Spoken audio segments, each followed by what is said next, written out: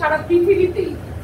মানে আপনি যে আইনের কথা বলছেন সেই আইন মানে ফর্মালি আনবার আগে থেকেই সবসময় মত ছিল।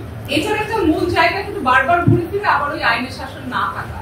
আমি যখন ফিল করি যে জাস্টিস আমার জন্য সার্ভ হবে না, আমি যখন ফিল করি যে আমার প্রতি যে অন্যায় হয়েছে সেটা থেকে আমি কোনো জাস্টিস পাবো না, আমি কোনোদিন পাই নাই, সো আজকে সুযোগ পাইছি ওকে একটু মেরে দিই। অন্তর্ভুক্তিমূলক সমাজ গড়ে তোলা, যেখানে এই বিভাজনটা থাকবে না, যেখানে পাহাড়িও যেরকম বাংলাদেশী হিসেবে গণ্য হবে, সমতলের সাঁওতালরাও বাংলাদেশী হিসেবে গণ্য হবে, এবং একই অধিকার পাবে, আমিও একই অধিকার পাবো।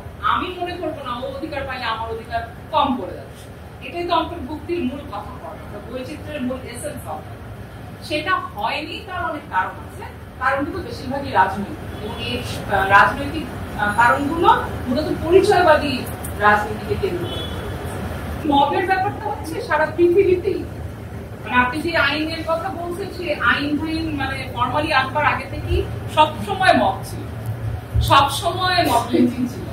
বাংলাদেশেও পৃথিবীর বাইরের সমাজ না, বাংলাদেশেও আছে, কিন্তু সংস্কৃতির ক্ষেত্রে ওই যে গণপিটুনিতেও আমাদের দেশে খুব কমন, মানে সবসময় চলে এসেছে। একটা পকেট মার্কে ধরে সবাই মারছে, আমি ওইটা কিন দিয়ে গেলাম, খাওয়ার ফলে বাসায় যাচ্ছিলাম, বেশ হেঁটে যাওয়ার পর ওইটা কিন দিয়ে গেলাম। মানে এটার একটা মূল জায়গা কিন্তু বারবার ঘুরে ফিরে আবার ওই আইনের শাসন না থাকা। আমি যখন ফিল করি যে জাস্টিস আমার জন্য সার্ভ হবে না, আমি যখন ফিল করি যে আমার প্রতি যে অন্যায় হয়েছে সেটা থেকে আমি কোনো জাস্টিস পাবো না, আমি কোনোদিন পাই নাই, সো আজকে সুযোগ পাইছি ওকে একটু মেরে দিতে চাই।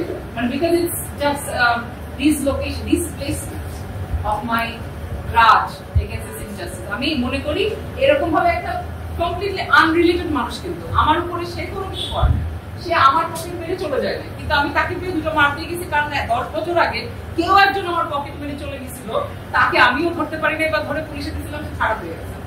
এবং এই ঘটনাতেও দেখেন ওরা বারবারই কথা বলেছে যে সব কলেজ ছেলেরা যে এর আগে আমরা ধরছিলাম একজনকে, প্রক্টর অফিস থেকে নিয়ে ছেড়ে দিচ্ছিলাম, সুতরাং একে কোনোভাবে ছাড়া যাবে না, একে মেরে এর কাছ থেকে আমাদের 4টা মোবাইল এবং 3টা মানিব্যাগ করতে হবে।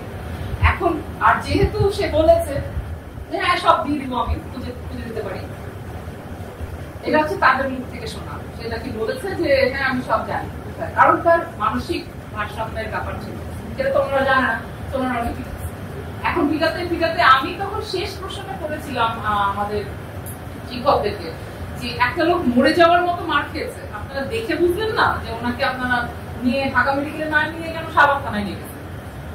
ওনারা বললেন না। এখন আমি জানি না এর উত্তরে আমার কি বলা উচিত, আমি জানি না আসলে এটা কি রেসপন্স। ইন্টারেস্টিংলি এনাফ যে ওনারা শাহবাগ থানায় নিয়ে গেছে, শাহবাগ থানা থেকে ওনারা ইমার্জেন্সি পর্যন্ত সাথে গেছে, পিছনে আরেকটা গাড়িতে গেছে, কিন্তু ইমার্জেন্সির ভিতরে ঢুকে নাই, ওনারা গাড়িটা ঘুরিয়ে হলে চলে গেছে, ওনারা ইমার্জেন্সিতে নিয়ে গেছে।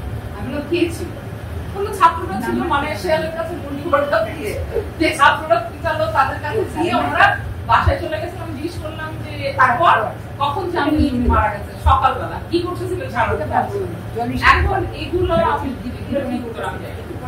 সংবাদ, ফিচার ও অনুষ্ঠানের জন্য ভিজিট করুন সংবাদ প্রকাশের ওয়েবসাইট এবং যুক্ত থাকুন ফেসবুক পেজ ও ইউটিউব চ্যানেলের সঙ্গে।